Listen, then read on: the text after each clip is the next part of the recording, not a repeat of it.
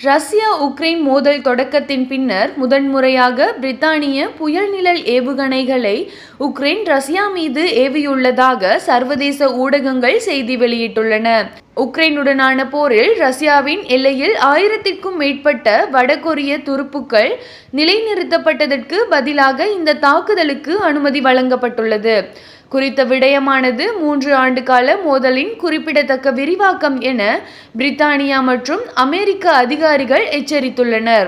அமெரிக்க ஜனாதிபதி Joe Biden அமெரிக்க ஆயுதங்களை பயன்படுத்த உக்ரைனுக்கு அனுமதி வழங்கியதை தொடர்ந்து ரஷ்யாவிற்குள் புயல் நிழல் ஏவுகணைகளை பயன்படுத்த பிரித்தானியா விரைவில் ஒப்புதல் அளிக்கும் என முன்னதாக செய்திகள் வெளியாகியிருந்தன.